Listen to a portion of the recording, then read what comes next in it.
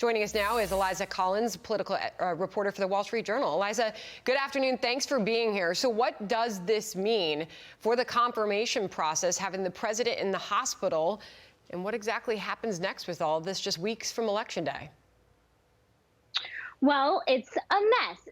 In terms of the election, it's absolutely not what the Trump campaign wants to be talking about. You know, Mick Mulvaney talking about how he needs to be out in public if he can on the Truman balcony. Well, the president is in the hospital, and the conversation right now is about his health and the confusing signals that reporters are getting on just, the state of his infection. So that's what everyone is talking about, not the president being out in front of a rally. This is a president who has made his campaign about being in front of people, being in front of a lot of people, interacting with crowds. For a long time, the criticism was on Joe Biden for not having campaign events. Well, now, as Hillary was talking about earlier, Joe Biden and Kamala Harris have plans to be out on the road, whereas the president is in the hospital. They did announce today that Mike Pence will be out on the road next week. So there is some movement from the Trump campaign, but this is not where you want to be 1 month before Election Day. Yeah, it'll be interesting to see how much more we'll see the vice president out there campaigning as we get closer, and as the president does remain for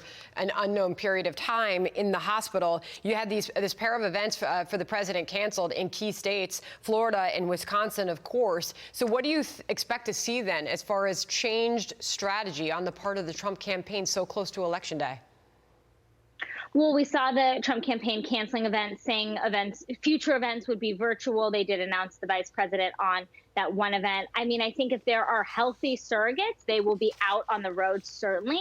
It is definitely better to be out in front talking to voters. But this is a campaign that does have a very strong digital presence. They did use that digital presence right after, the pandemic started and everything was shut down in the beginning before turning to the trail. So they can tap back into that. If the president is feeling well enough, he's done tele-rallies in the past. They can go out, he can do interviews. So they can do all of those things. But the key here is that this president has made a huge part of his campaign being out, talking to people, and really downplaying the effects of coronavirus, saying that, it was getting better, the economy was getting better, people needed to return to their normal lives, and he's unable to return to his normal life right now. We hope the best. We'll see what the coming hours and days look like for the president. Meanwhile, there's questions over what this means for the confirmation process, obviously also crucial to the election of Amy Coney Barrett. The New York Times this morning, Trump's diagnosis imperils quick Supreme Court nomination timeline. Senator Rick Scott doesn't think so. You mentioned the virtual nature of just about everything these days. He said there's no reason that we can't go forward with this. Listen.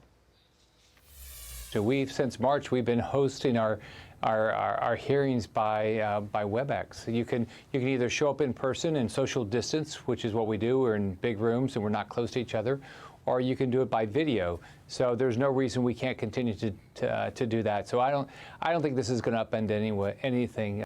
Senator Mitch McConnell said today he plans to keep the Senate out of session due to health concerns, but this can go forward. So what does happen next? Final thoughts.